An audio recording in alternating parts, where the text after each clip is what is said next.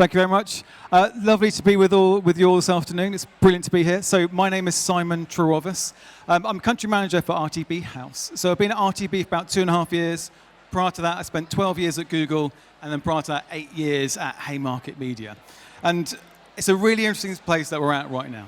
And what I'm going to talk to you about this afternoon is just give you a feel for how we see the future state.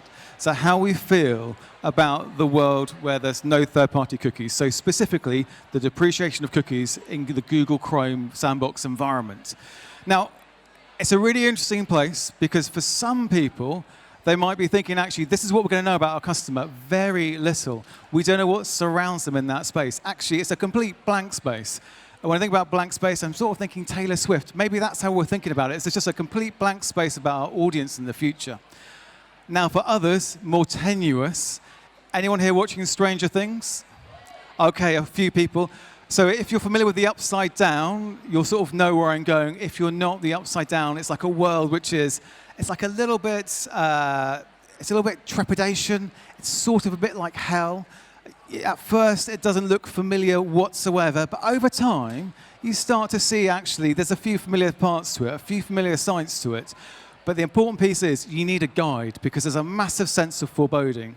So when you're starting to think about that future state and the world where there's no third-party cookies, either it's like it's a blank space, you don't know how to start with it, some clients thinking like that, or it's actually, do you know what, we know we need to do something, but we just need a good guide.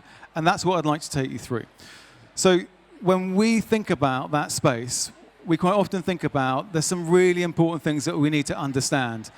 And part of it is really showing up and understanding that consumer. And it's that consumer behavior in the future which we're more challenged and worried about. And the two things that I'd love you to walk away with from today is that we've actually written 2 pieces of code that are being fully adopted by the Google Chrome team and implemented into that fledged environment. And they understand the creative and the best way to deliver dynamic creative, and also the understanding of a consumer's value to you and your business. So we feel those are 2 really important pieces of information that you, as agencies and brands and marketeers, need to be able to do and understand in this world where there are no longer third-party cookies. And like I say, we've written that. And the reason that we're in this position is when Google started talking about disruption back in 2020, our CTO basically put together a team of 45 people. And it was all about understanding what this new world would look like. So we worked really closely with the W3C, really closely with the Chrome team, and then put together what we felt was going to be useful for consumers. Because we just felt what had been written wasn't strong enough. So I'll go into a few more details. But I think it's really important to understand actually why we felt we had to do this. And we felt that in the world we live in right now, there's disruption just everywhere. I mean, I don't really need to overplay it. We all felt it. We've had pandemics. We've had numerous wars. We've sort of seen that, travel as an industry destroyed, completely stopped. It started again, and now it's sort of stopped because we don't know if we've got COVID. We want to go away on holiday. Retail, it's never been more different. I guess we've all seen the significant shift to retail over the last 2 years. And that 2-year journey, if you look at the ONS data, is incredible. The amount of retail sales that are now online. But it's a world which keeps on disrupting and disrupting. And when I think about it, I think we're working, we used to work from work. We then started working from home. I think now we're working from anywhere, possibly even from MadFest. So disruption keeps on going. And it's one of those things that we feel that to get through this disruptive time, you've got to innovate. And that's really at the heart of what we do.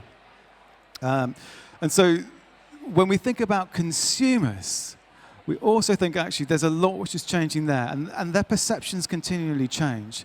So I think one of the challenges we feel in this brave new world is not only is there the regulation coming from government bodies, and also we're being dictated to by some of those big tech companies about the environments we've got to show up in.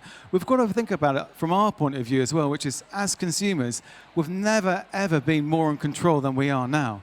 And actually, we're setting the standards. We know that people are advertising to us, but we want them to show up on our terms and in a privacy-safe environment. And that's one of the things actually which is really fascinating about the Google Chrome sandbox, because it's completely privacy-safe. And so it's really respectful of that consumer.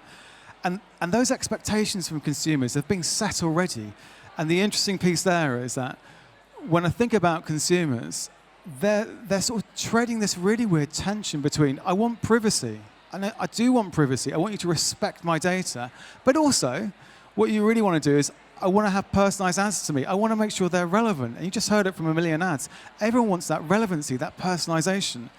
And it's fascinating when we look at, say, some of the McKinsey data. So from McKinsey back earlier in this year, you'll sort of see that actually 3/4 of consumers, they really want personalization. And it's one of those things then which actually helps them influence to buy.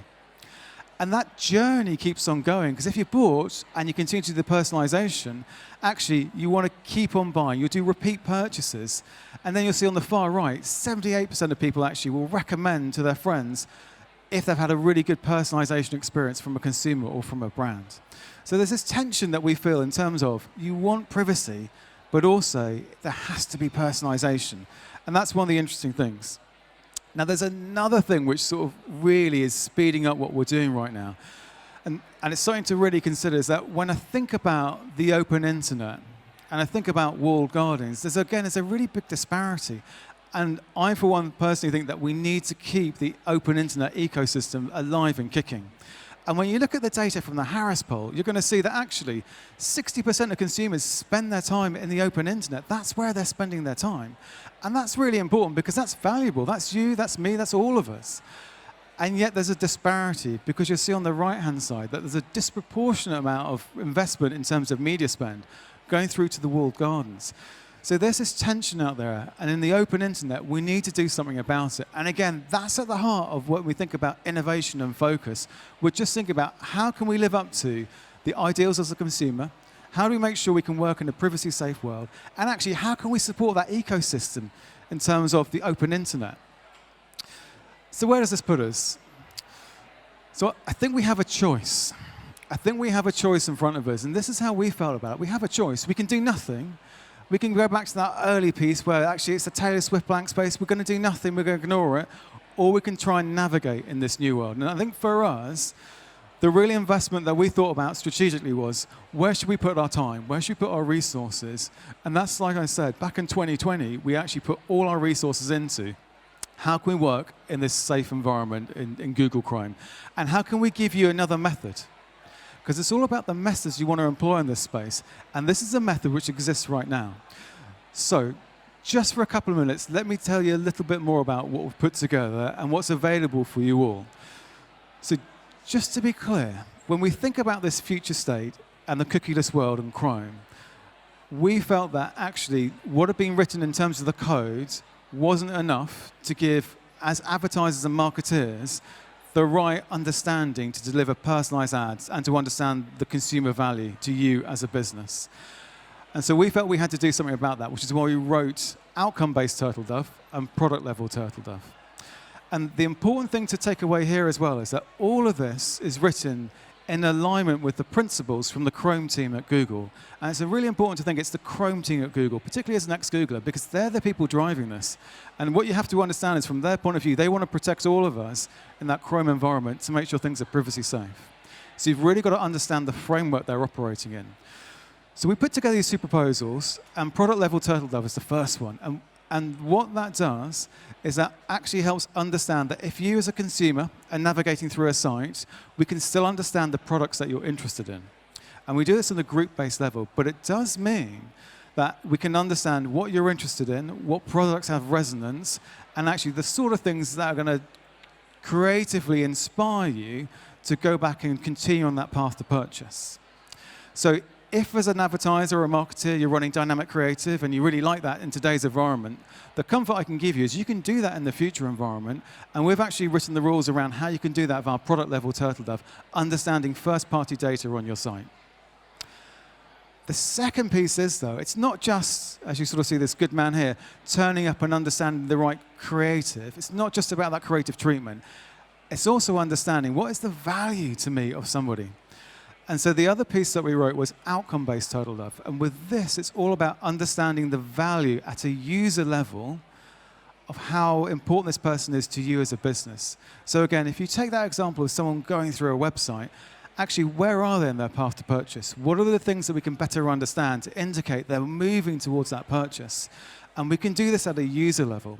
And all of this is under the safeguard and fully accepted by the Chrome team in the sandbox environment.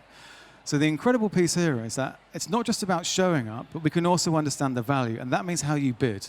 And in this programmatic space, when you need to understand the value about to bid at, we felt that was a key and critical part of the ecosystem that had to be available.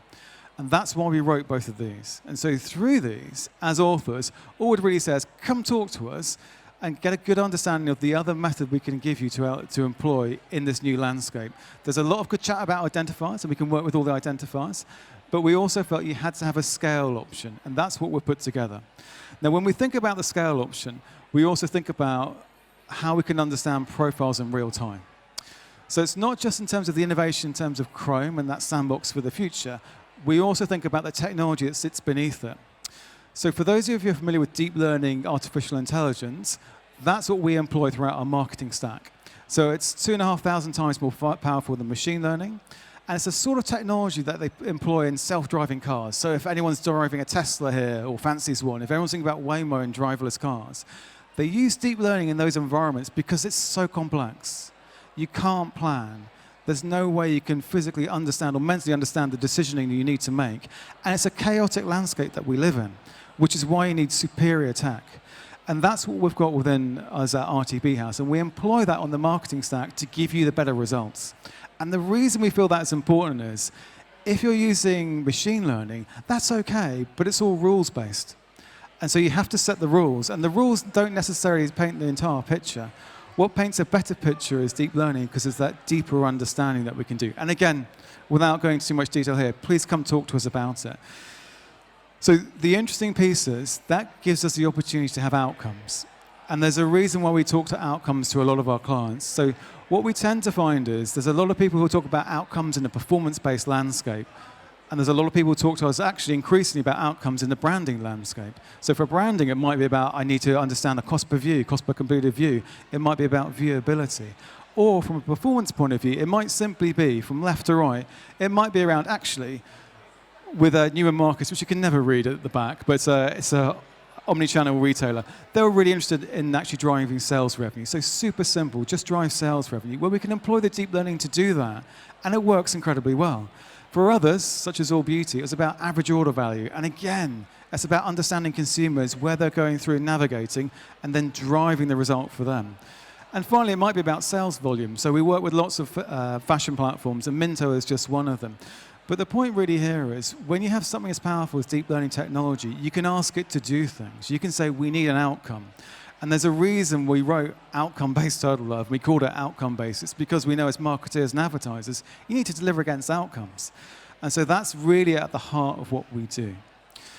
So when I start to think about all of this, I think very much that if you want to be in a position whereby you can shape your space in the future, and if you want to have different options and different methods about how you can reach people, reach consumers in that cookieless environment within the Chrome sandbox, then we're just here to give you that other method. There's more out there, and it's unlikely necessarily that you'll have talked to us about it, because really, brutally honestly, we haven't done a great PR job around it. But we'd like to let you know now, we're having lots of conversations with clients and agencies now about how we can facilitate that in the future. And I feel that if we don't own that space, and if we don't do that, then actually we're in danger of the open internet starting to crumble away, because we're not investing in it as it should be. So the call out here is, help us be your guide. If you're with me on Stranger Things, our logo on the right-hand side is an 11 on the side. I'm not saying that we're a superhero, but we've got good ideas about how this would all work.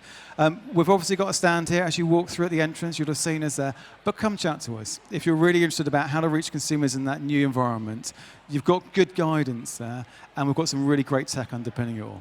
So that's me. I'm Simon from RTB House. Thank you very much for letting me stand between you and your lunch today.